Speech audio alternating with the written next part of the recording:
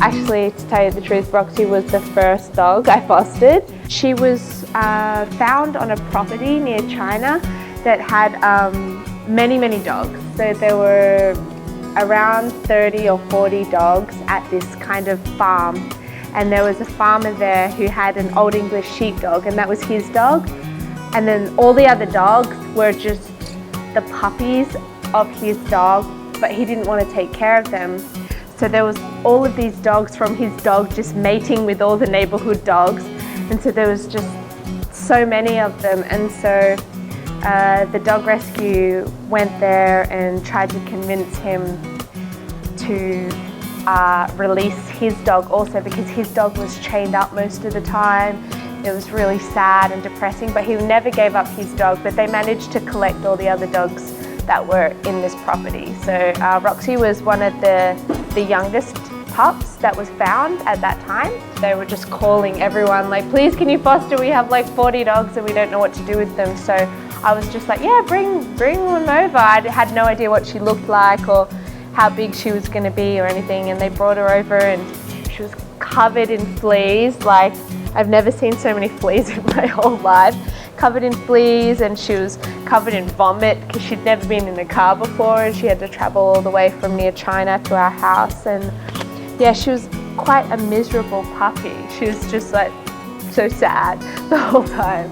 And I remember giving her her first bath right when she came in the door, and yeah, it was very special.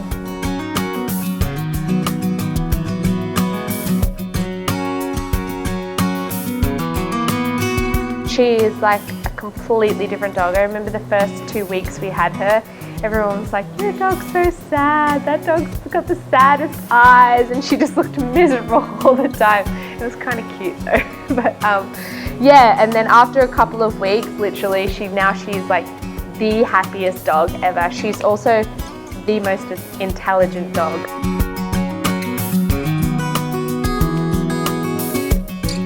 I lost her one time because I took her to the vet. Someone came to hug her, but because she'd had lots of injections that morning, she was a bit like on edge, and she ran away. She ran from this person, and so I was frantic, running around Central looking for her, like crying, calling my husband at work. And then when I was running around Central asking people, have you seen this dog, and showing them a picture, they were like, yeah, I saw your dog, it's sitting at the traffic lights over there. Or like people were like, I saw your dog, it was like sitting on the side of the road and not crossing the road, because I've trained her that she can't cross the road unless I tell her she can, or unless the light is green and it's like not slowly. So yeah, and anyway, I looked for her everywhere, and I was all the way up in mid-levels, and I lived like down near Queen's Road, and she had walked home and was at home. Just sitting outside my front door, and I live on the 6th floor walk up, and she just ran home. So she's pretty incredibly smart dog.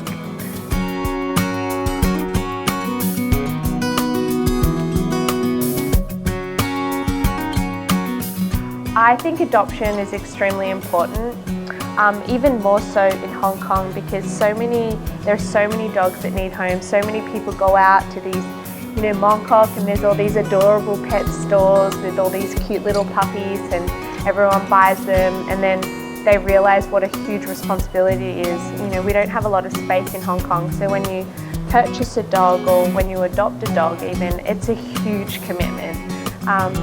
They're almost like a baby that never grows up. A baby, at least you grow up, it's in diapers, and then eventually it walks and goes to the bathroom itself. But a dog, you literally have to commit to taking it to the toilet 3 times a day, on walks, for its whole life.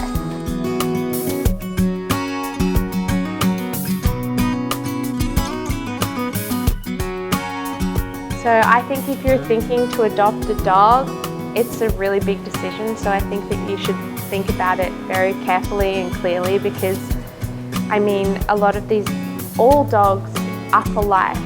And you can't adopt a dog and then decide in a year or 2 or a month or 2 that you want to give it away.